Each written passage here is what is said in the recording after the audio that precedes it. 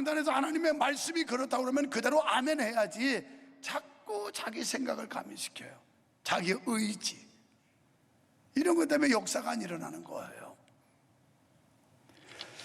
또한 이분은 하나님, 우주 만물을 창조하시고 인생의 생사화복을 주관하시는 하나님 되신다고 5절에서 말씀하고 있습니다. 그러니까 우리가 믿는 하나님은 어떤 인생의 생사화복, 살고 죽고 화화복을 주장하시는 이런 하나님이라는 거예요. 믿습니까? 믿으시면 아멘 합시다.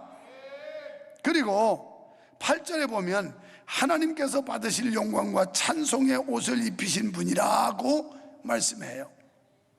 그렇다면 이분이 누굴까요? 바로 구세주, 메시아, 그리스도이십니다. 여기 소개하고 있는, 여기 등장하고 있는 주인공이 누구냐? 구세주, 메시아, 그리스도, 하나님의 종이라는 말이에요. 그러면 이분은 어떻게 사역하신다고 예언하고 있을까요? 2절 말씀에 보면 이분은 결코 요란스럽거나 화려하거나 자기를 과시하지 않는다는 겁니다. 오히려 그들보다 더 낮아지신다는 거예요. 예수님이 오셔서 허리를 수건을 질끈 동에 메고 대야에 물을 떠다가 제자들의 발을 씻기셨어요. 그 높으신 분이 하늘 보좌를 버리시고 이 땅에 오신 예수께서 섬김의 본을 보여준 거예요. 이런 예수를 우리가 믿는다면 감히 여기서 누가 우쭐댈 사람이 있겠어요? 감히 누가 여기서 하나님 앞에서 거드름을 필 수 있겠어요? 그 높으신 주님께서 이 땅에 오셔서 태아야 물을 떠다가 제자들의 발을 씻겨주셨다면 우리가 어찌 주님의 섬김의 본을 받을지 않을 수가 있느냐는 겁니다. 그래서 이분은 요란하지도 않았어요. 그러나 조용하고 깊이 있고 세밀하게 복음을 전해주신다는 말씀입니다. 또 3절에 보면 상한 갈대를 꺾지 않으시고 그랬어요. 연약한 자도 무시하지 않고 없는 자도 괄세하지 않고 병든 자, 부자유스러운 사람, 이런 사람을 차별하지 않았다는 거예요.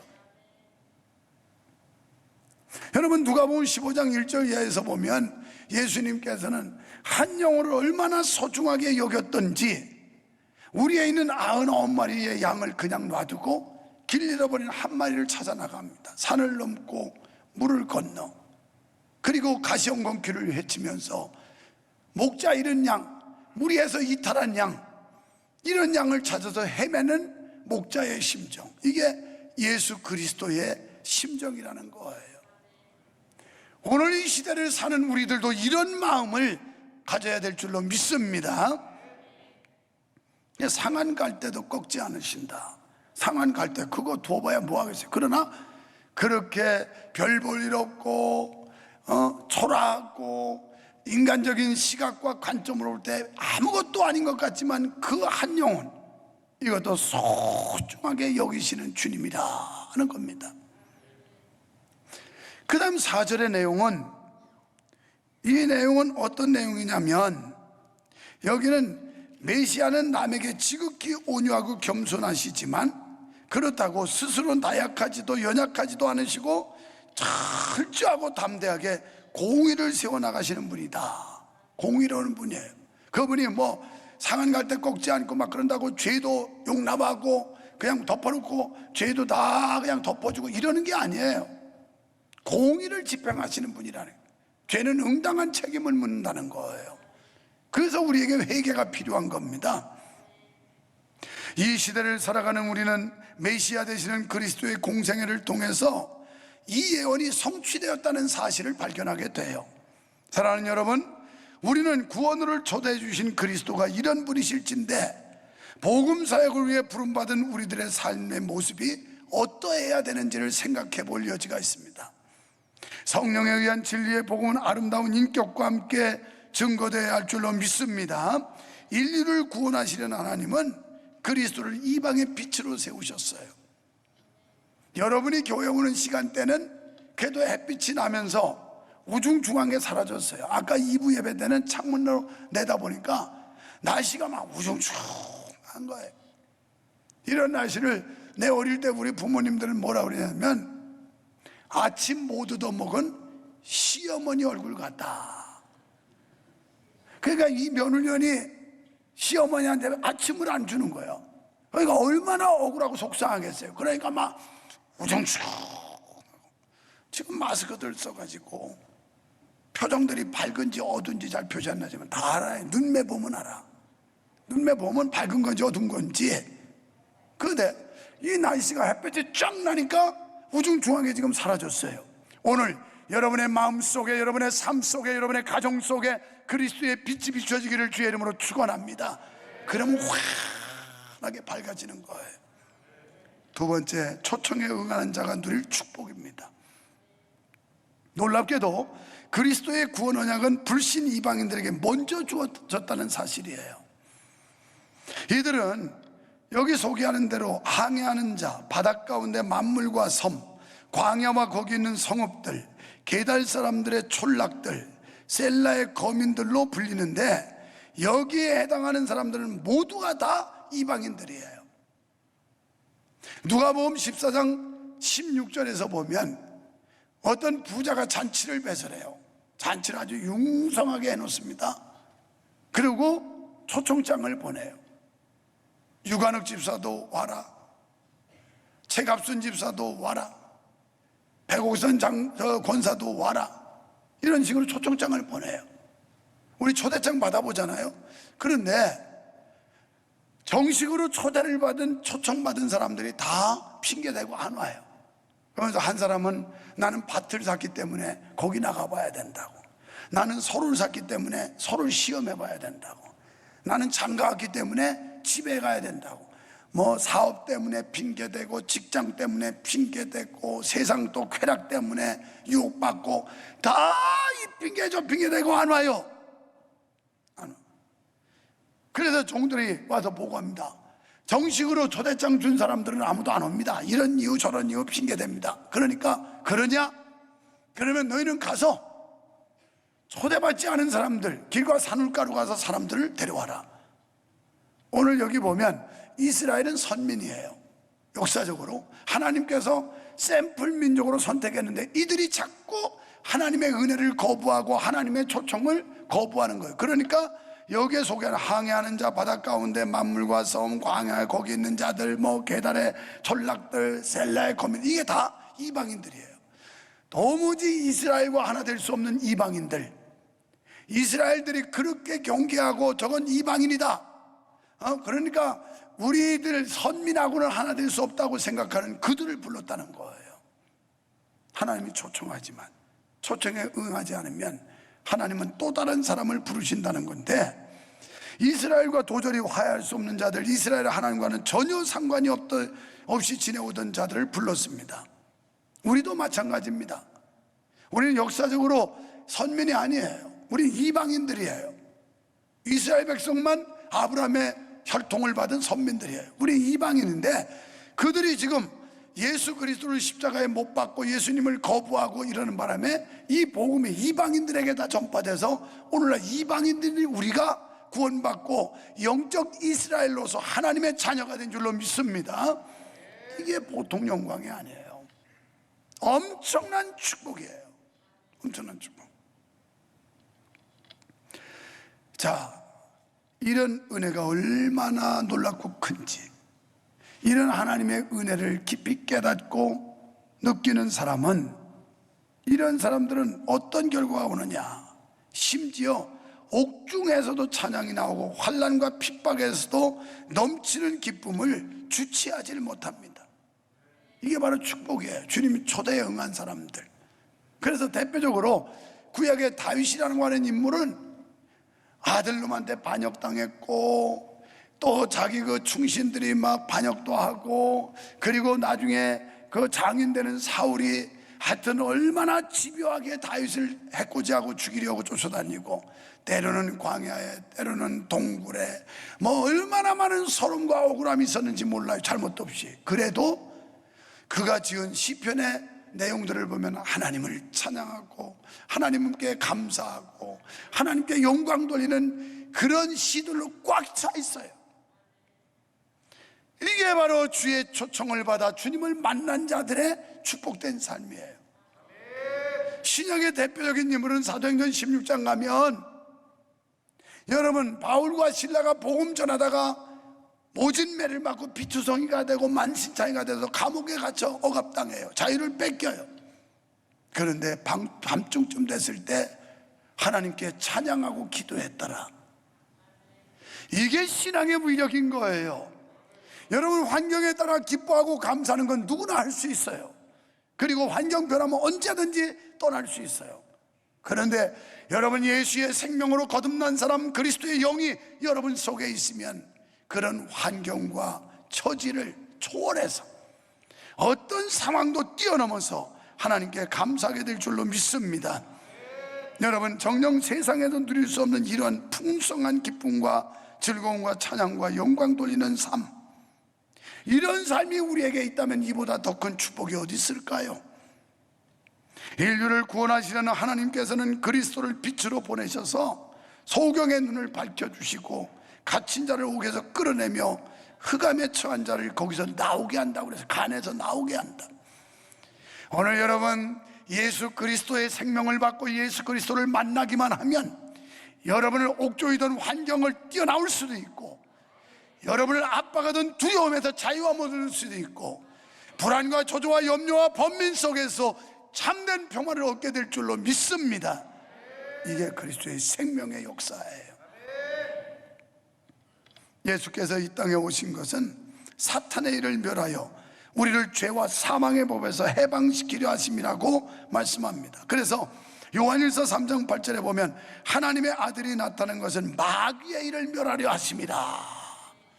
로마서 8장 1절로 2절에 그리스도 예수 안에 있는 자는 결코 정죄함이 없나니 생명의 법이 사망의 법에서 해방하였노라. 우리가 사망의 마귀의 그 소나기에 잡혀가지고 농락당했던 우리를 예수 그리스도 안에서 자유함을 주셔서 이 생명의 법이 사망의 법에서 우리를 해방시켰다는 거예요. 이런 은혜가 이 귀한 자리에 초대받은 여러분에게 일어나기를 축원합니다. 하나님께서는 이방인인 우리를 부르셨습니다. 그리고 그리스도의 임무를 받아 땅 끝까지 복음을 전하는 선교적 사명을 주셨다는 걸 믿으시기를 축원합니다. 그래서 마태복음 28장 19절에 보면 그러므로 너희는 가서 이렇게 나왔어요. 그러므로는 가라는 거예요.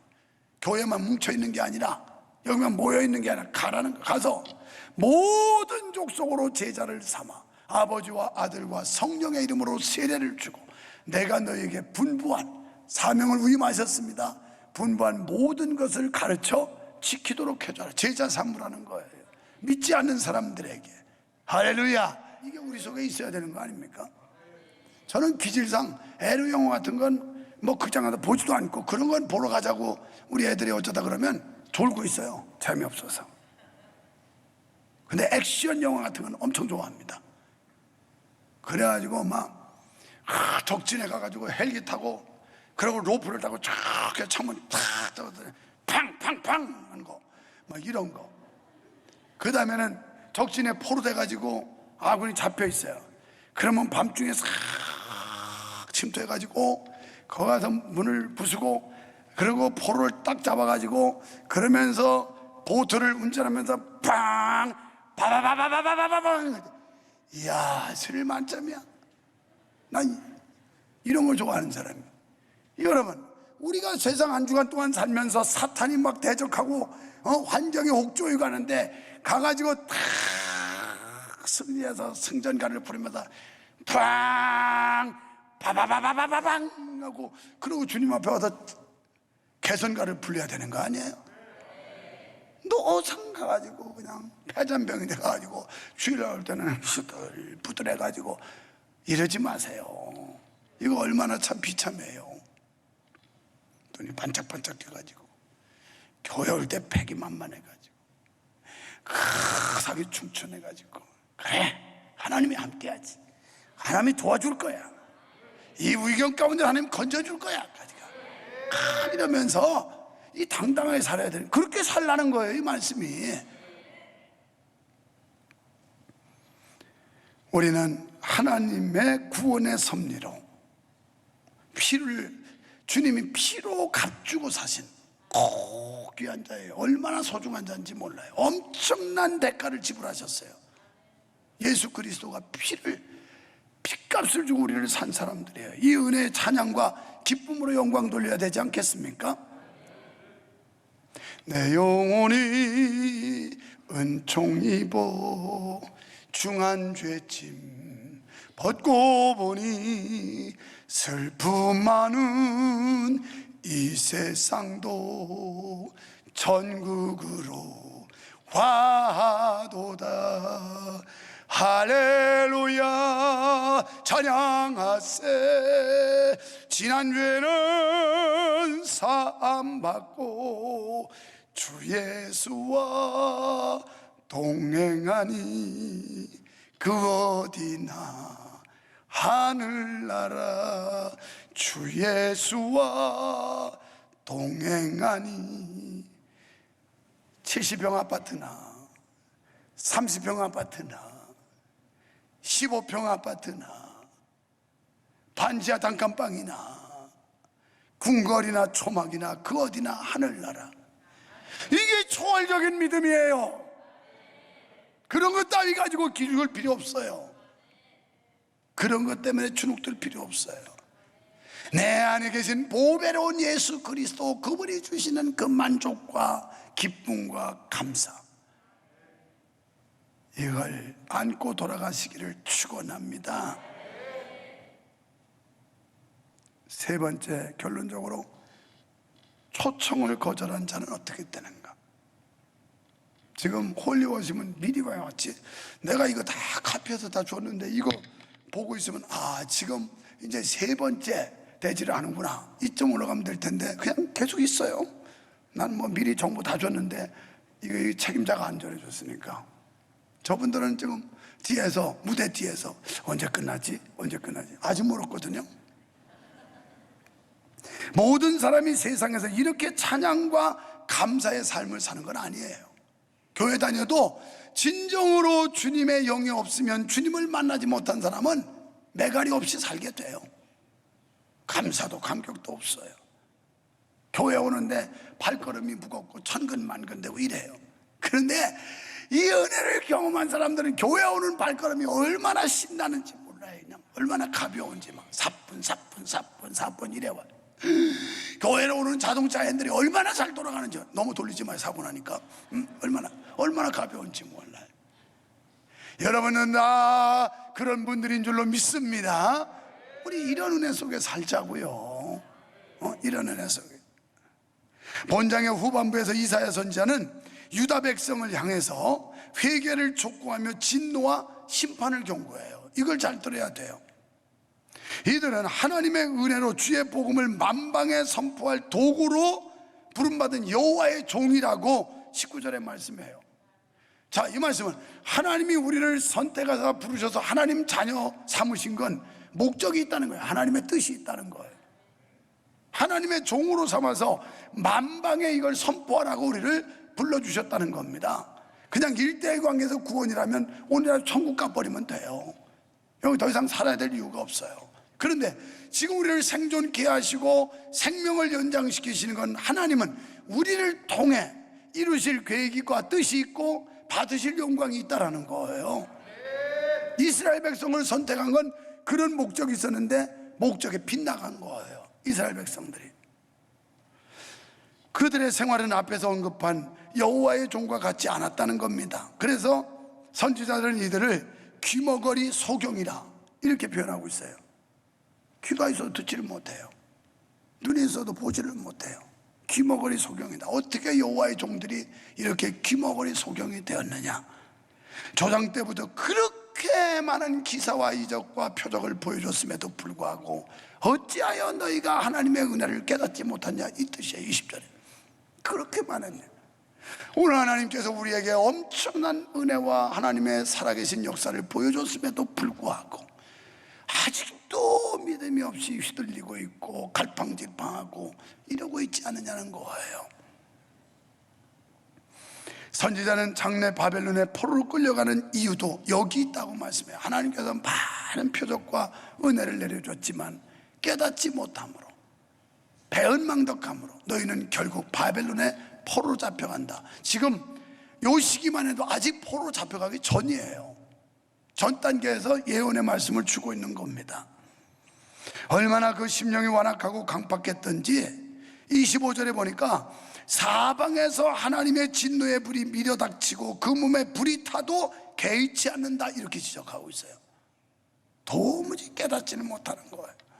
얼마나 강팍하고 완악한지. 여러분, 주의 복된 말씀에 눈 멀고 귀 먹은 자들의 다친 심령이 다 이렇습니다. 그 결과는 비참할 수밖에 없어요. 택한 백성이라 자처하는 우리의 심령은 과연 어떠할까요? 지금 우리의 믿음은 어느 수준일까요? 귀머거리 소경 같은 그런 위치에, 그런 형편에 있지는 않나요? 하나님의 말씀이 외쳐져도 들리지 않고, 하나님의 역사를 보여줘도 보이지 않고, 성령께서 우리 속에 감동해도 마음에 움직임도 없는 완악한 심령, 혹 우리가 그런 상태에 지금 있지는 않나요? 하나님께서는 자기 백성에게 하나님의 의를 드러내어 세계적인 구원 역사를 이루어 영광 받으시기를 원한다는 거예요.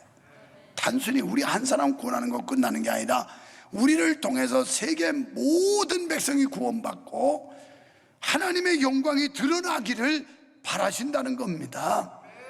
그러나 하나님의 종은 한결같이 소경과 귀머거리가, 그 당시에 하나님의 백성들이 귀머거리가 되었어요. 사랑하는 성도 여러분, 하나님의 음성을 들을 수 있는 영의 귀가 열리시기를 축원합니다. 하나님의 역사를 볼 수 있는 영안이 열리시기를 주의 이름으로 축원합니다. 그래서 이 시대에 살 길은 우리가 하나님의 말씀을 듣고 보아야 합니다. 그리고 우리가 할 일은 이 하나님의 역사를 많은 사람들에게 알려야 합니다. 우리와 함께 하시는 위대하신 하나님, 그분을 찬양하고 그분을 소리 높여 전파해야 될 줄로 믿습니다. 하나님 아버지 감사합니다. 자격 없는 우리를 택하사 구원하시고 부르셔서 하나님의 백성 주의 자녀 삼으심은 하나님이 이루실 계획이 있고 우리를 통해 행하실 목적이 있어서 우리를 구원하심을 믿습니다. 하나님의 위대하신 사랑에 감격하게 하시고 어떤 환경과 상황도 뛰어넘을 수 있는 신앙의 힘을 우리에게 부어주셔서 주님의 역사를 만방에 알리며 늘 승전가 부르며 개선가 부를 수 있는 살아있는 믿음의 사람들 되게 하여 주시옵소서. 예수님 이름으로 기도하옵나이다. 아멘.